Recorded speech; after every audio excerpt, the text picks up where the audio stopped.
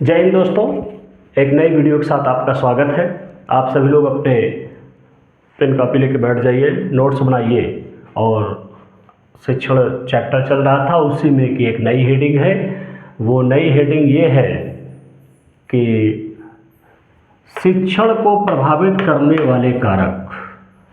क्या है? शिक्षण को प्रभावित करने वाले कारक। आज हम इस पॉइंट वाइज लिखे हुए हैं, नंबर वाइज, आज इसमें क्लियर कराएंगे। इंग्लिश में कहते हैं फैक्टर्स अफेक्टिंग टीचिंग।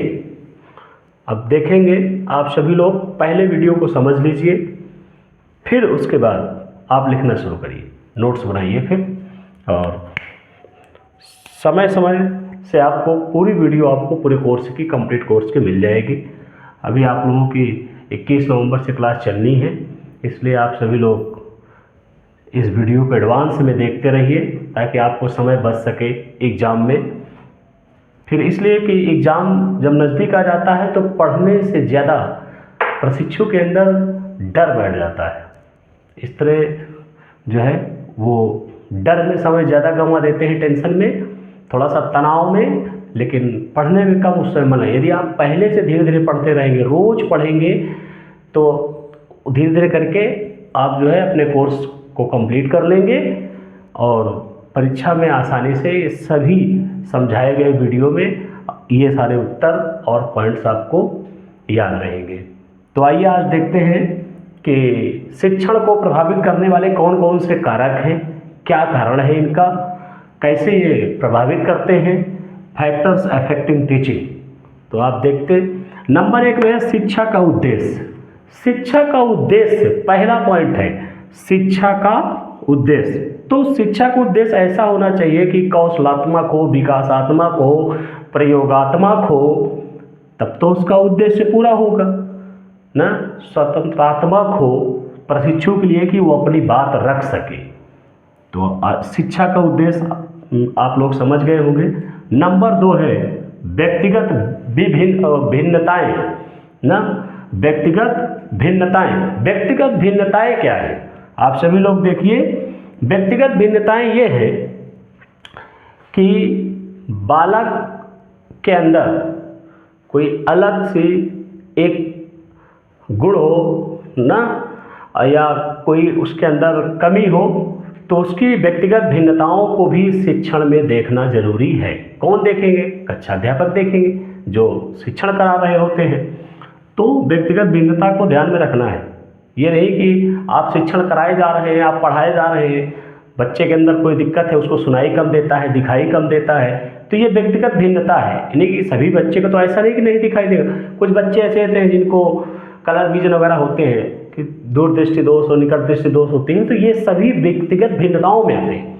तो आप लोग व्यक्तिगत भिन्नताएं को ध्यान में रखते हुए जो है शिक्षण करिए, नहीं तो ये प्रभावित करते ही हैं। शिक्षण को प्रभावित करने वाले यही कारक। नंबर 3 में आइए, छात्रों का मनोशारीरिक स्तर।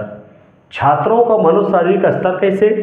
कि छात्रों का उस स्तर के हैं कि नहीं जिस स्तर के आप शिक्षण करा रहे हैं। ये नहीं कि कक्षा 3 का बच्चा है, उसे आप 12th का पढ़ा रहे हैं, 12th का बच्चा है, उसे D.Ed में आ गया तो अपना शिक्षण शुरू कर दिए। तो ये सब क्या है? प्रभावित करने वाले कारक हैं। शारीरिक क्षमताएं भी देखनी है ना। तो तीसरा पॉइंट हुआ। चौथा पॉइंट है विषय वस्तु का स्वरूप। विषय वस्तु का स्वरूप ऐसा होना चाहिए जिस कक्षा के विद्यार्थी हो उसी कक्षा के स्तर का होना चाहिए। ऐसा नहीं कि 9th के बच्चे हैं, 12th का विषय उनको दिया जाए, पढ़ाया जाए शिक्षण में, ऐसा नहीं होना चाहिए। विषय वस्तु का स्वरूप, जो संरचना हो विषय वस्तु की, वो उसके क्लास के अकॉर्डिंग होनी चाहिए, वो उसके कार्य के शरीर के अकॉर्डिंग होना चाहिए। नंबर 5 देखिए, कक्षा का वातावरण। कक्षा का वातावरण, जो क्लास का एटमॉस्फेयर होगा, वो शिक्षण के अकॉर्डिंग होगा। ऐसा नहीं कि आप आगे पढ़ा रहे हैं, पीछे साउंड बज रहा है ना, आप पीछे बोल रहे हैं, आगे के बच्चों को जो है विवाद कर रहे हैं, झगड़ा कर रहे हैं, ऐसा नहीं होना चाहिए। एक एटमॉस्फेयर पैदा होना चाहिए, वातावरण जो कक्षा का है वो शिक्षण के प्रक्रिया में अनुशासन में होना चाहिए। इसलिए उस वातावरण को आप मेंटेन रखेंगे तभी शिक्षण। तो ये क्या है, यही सब क्या है, कारक बन जाते हैं, प्रभावित करने वाले कारक है। फिर नंबर 6 में देखिए, शिक्षण क्रिया का नियोजन। शिक्षण क्रिया का नियोजन, कैसे शिक्षण कराया जाए, पूर्व में इसकी तैयारी कर ली जाए। क्रियान्वयन क्या होगा, कौन कौन सी विधियाँ होंगी, कौन कौन सी युक्तियाँ इसमें प्रयोग की जाएंगी, वो सभी इसके अंतर्गत आते हैं। 6 नंबर के 7वां नंबर, शिक्षक की विशिष्टताएं एवं योग्यताएं। शिक्षक के अंदर कौन सी कला अच्छी है, क्या योग्यता है, जिस स्तर पर वो पढ़ा रहा है उस स्तर की योग्यता है या नहीं है, उसके अंदर कोई अलग सी कोई विशेषता है या नहीं है, इन सभी चीज़ों का ध्यान रखा जाएगा पॉइंट नंबर 7 में। आप सभी लोग ध्यान से देखिए। फिर पॉइंट नंबर 8 में लिखा है, भौतिक सुविधाओं की उपलब्धता। भौतिक सुविधाओं की उपलब्धता होना आवश्यक है, यदि नहीं है तो प्रभावित करने वाले कारक बन जाएंगे। क्या है भौतिक सुविधाओं की उपलब्धता, बोर्ड अच्छे होने चाहिए, चाक डस्टर या चार्ट वगैरह जो क्लास में टंगवाए जाते हैं, बनवाए जाते हैं ना। बड़ी क्लासें हैं, आवाज़ नहीं जाती है, साउंड लगवा लेते हैं, माइक लगवा लेते हैं, ये भौतिक सुविधाओं में आते हैं। अगर ऐसा नहीं है कि आप आगे पढ़ा रहे हैं, 2 लड़के पीछे बैठे हैं, आपको आपकी आवाज़ उन तक नहीं जाती है, तो ये है भौतिक जो है सुविधाओं की उपलब्धता ना होना, प्रभावित हो जाओगे, तो होना आवश्यक नहीं। अगला देखिए 9 नंबर, बाल केंद्रिता एवं शिक्षण प्रविधि।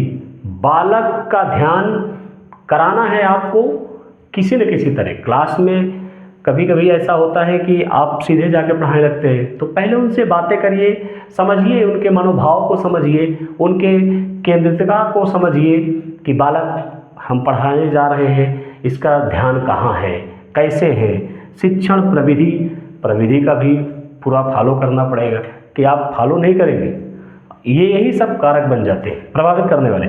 नंबर 10 और आखिरी है, ये नंबर 10 में आखिरी है, मूल्यांकन प्रतिफल।